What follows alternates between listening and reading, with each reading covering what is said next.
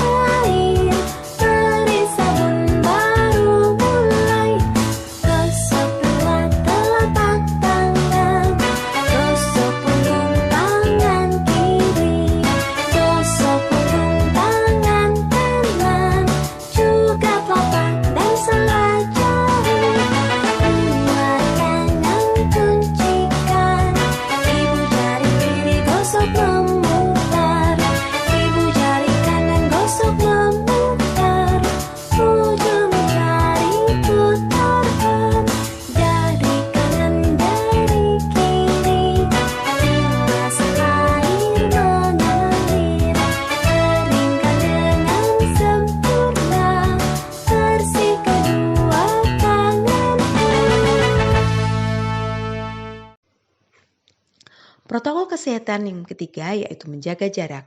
Menjaga jarak bermanfaat untuk menghindarkan diri dari penularan droplet, juga menghindarkan diri dari penularan transmisi penyakit dari orang lain, baik yang bergejala atau tidak bergejala.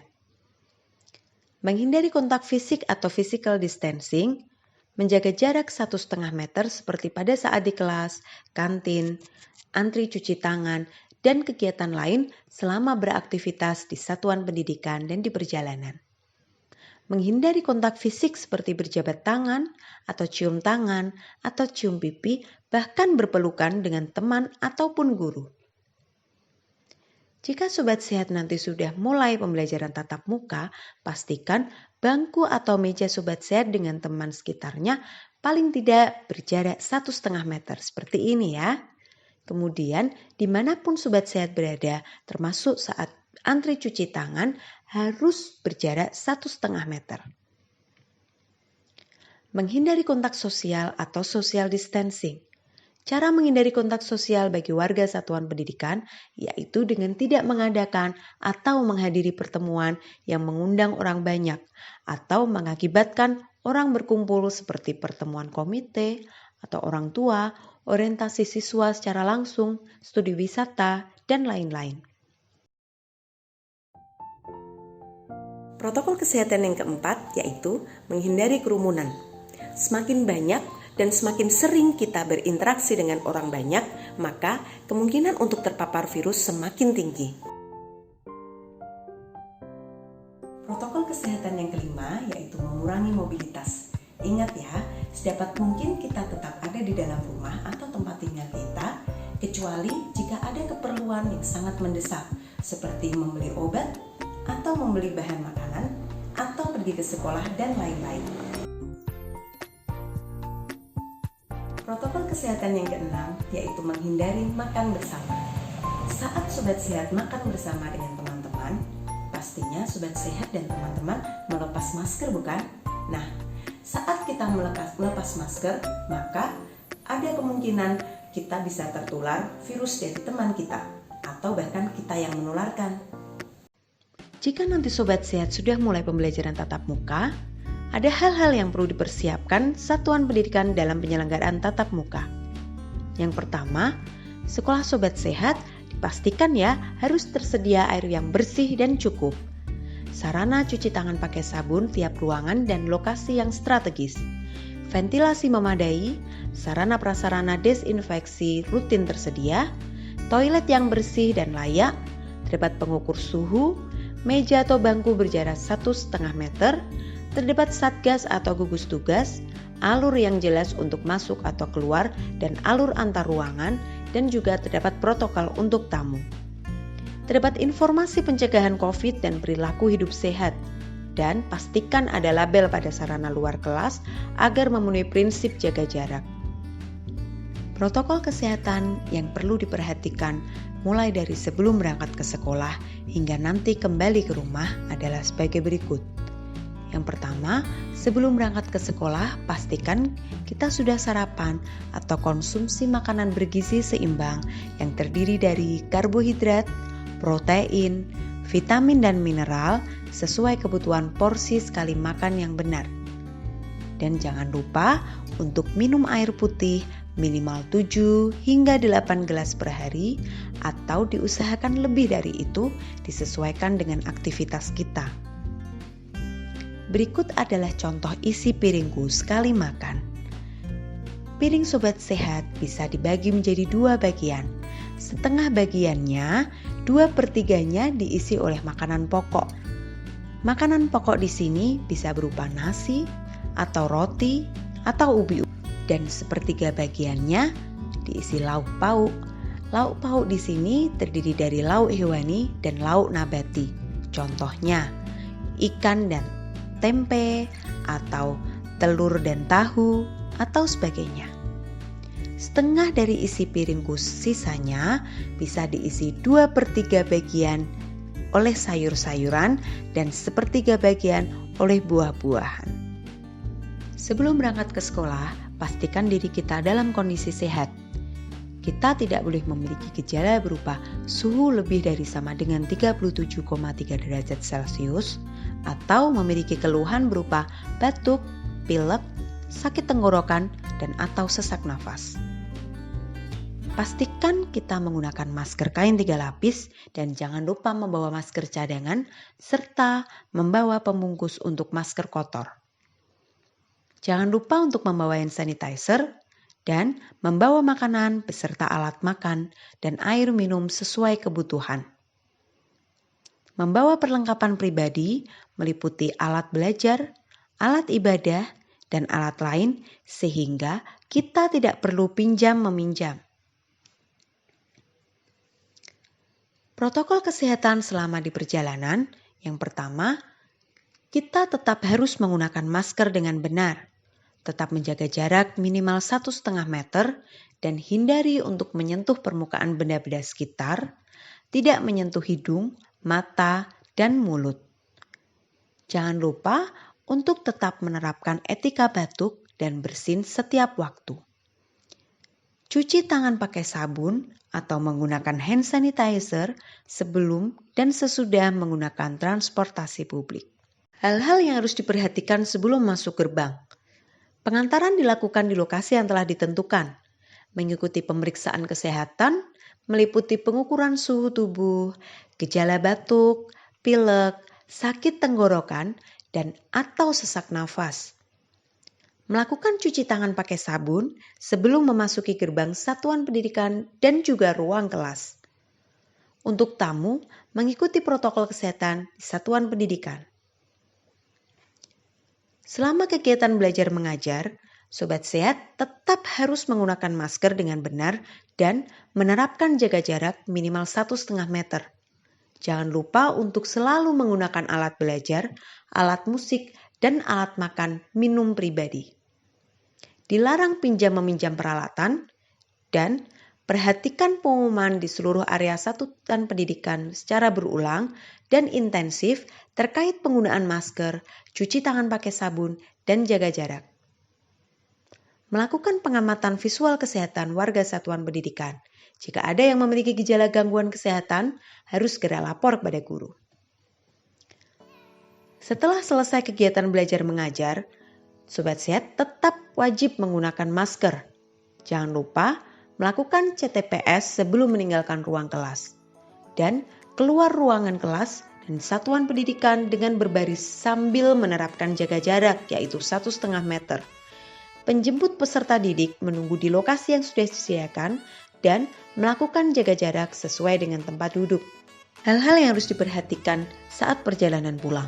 Pastikan kita masih menggunakan masker dengan cara yang benar dan tetap menjaga jarak minimal 1,5 meter.